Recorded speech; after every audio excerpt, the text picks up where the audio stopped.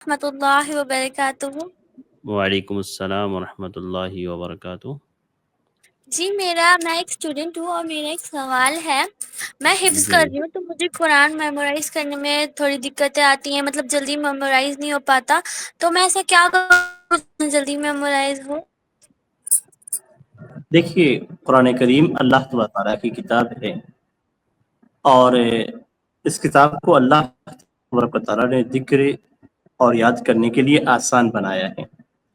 اب اگر قرآن یاد کرنے میں آپ کو پریشانی ہوتی ہے تو اس کے لیے آپ اللہ تبارک و تعالیٰ سے خوب دعائیں کریں، اور ان دعاؤں میں قرآن کریم کی اور نبی اکرم صلی اللہ علیہ وسلم کی جو دعائیں ہیں وہ زیادہ بہتر ہیں۔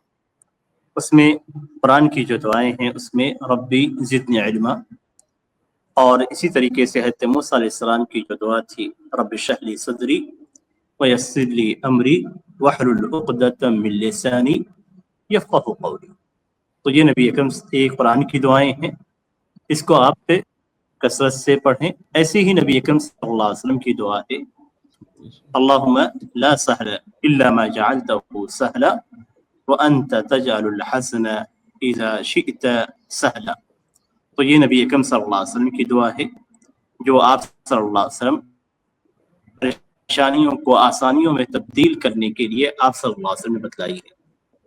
تو آپ پہ کثرت سے یہ دعائیں پڑھیں، اور قرآن کریم کے حفظ سے پہلے ان دعاؤں کو کم از کم 3 بار، اور جتنا زیادہ پڑھ سکتے ہیں اتنا آپ پڑھیں۔ اس کے بعد آپ قرآن کریم کو یاد کریں۔ ایسے ہی سجدوں میں آپ پہ، نماز کے سجدوں میں آپ ان دعاؤں کا اہتمام کریں، نماز کا اہتمام کریں، نوافل کا اہتمام کریں۔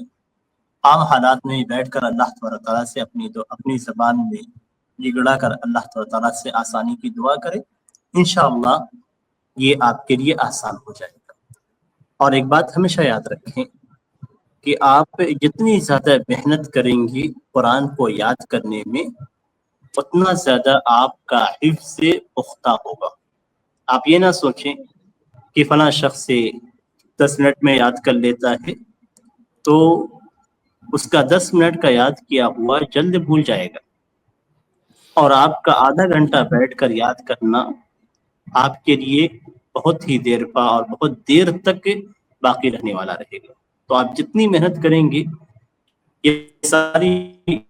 یہ محنت بالکل ضائع نہیں جائے گی، بلکہ آپ کا حفظ سے پختہ ہوگا۔ اسی لیے یاد ہونے کے باوجود بار بار اس کو دہرانا یہ ضروری ہوتا ہے۔ تو دونوں چیزوں کا اہتمام کریں، دعاؤں کا اور زیادہ محنت کا، اور اس کے بعد پھر جو یاد ہو چکا ہے اس کو باقی رکھنے کے لیے بار بار آپ مراجعہ کریں، ریوائز کریں، تو انشاءاللہ آپ کا حفظ سے بہت دیر تک رہے گا، بہت دنوں تک رہے گا، اور آگے آپ کے لیے آسانی ہوگی۔ آج جو محنت ہے اس کا ثمرہ آپ کو آگے نظر آئے گا، اس کا پھل آپ کو آگے ملے گا، آپ کو آگے معلوم پڑے گا کہ جو آپ نے محنت کی ہے اس محنت کی جی پختگی یعنی حفظ کا بہتر ہونا کیسے رہے گا انشاءاللہ۔